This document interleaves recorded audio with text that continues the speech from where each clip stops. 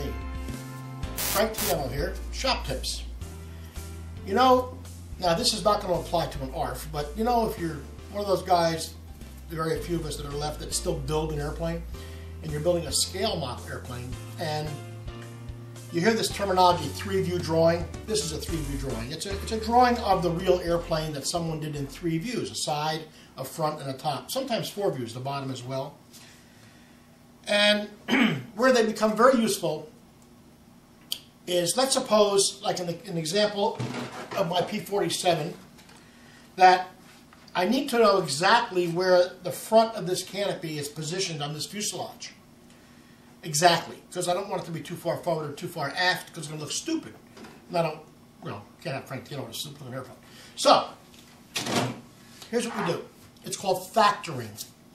The first thing is you get a ruler that you can factor with. And any ruler will work, but I buy this one by Alvin, an N is in Nancy 258P is in Paul 12, which means 12 inch. One side of it has regular US inches, and the other side is US tenths of an inch, in fact into hundredths. Now I know you can't see this, but let me give you an example. Use my little piece of fiberglass here. For an example, this is a 0, that's a 1. See it? 0, 1 inch.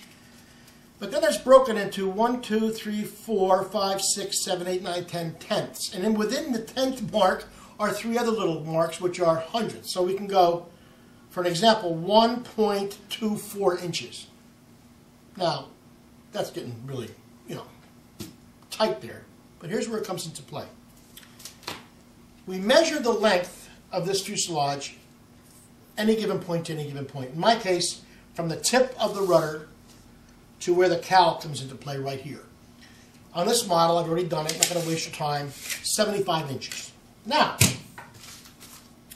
we take 75 inches and we write it down with this pencil that my vice president here is going to give me. 75.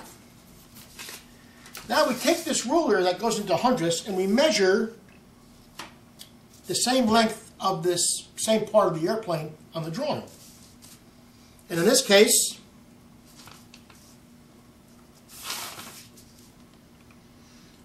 it is 14.6 inches.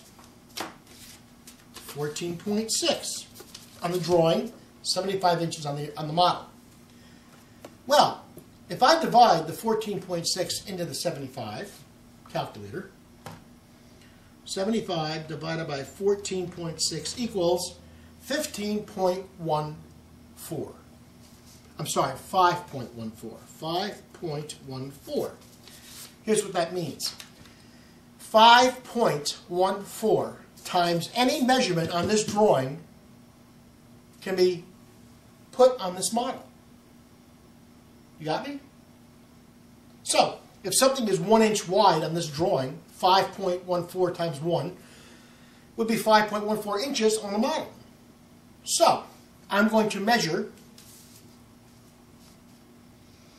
and this canopy is 2.6 inches back from here on this drawing.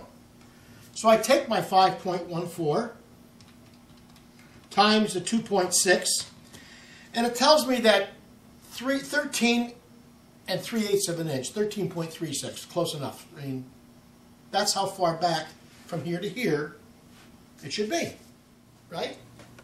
I make a drawing, a mark. I put the canopy there, and son of a gun, it fits perfect. Anything that I want to transfer to this model from this drawing, if I want to know how big a hatch is, if I want to know anything, I mean, what's the diameter of the tires I have to use? 1.4 inches. So I take the 5.14 times 1.4, it's a 7-inch tire. I mean, everything has to work. Not that it couldn't be a 6 3/4 inch tire or a 7 1/4 inch tire, but the thing is, you're going to be a lot closer than doing it by eyeball and then get to the field and somebody says, my gosh, that P-51, the canopy's too far forward, it looks silly.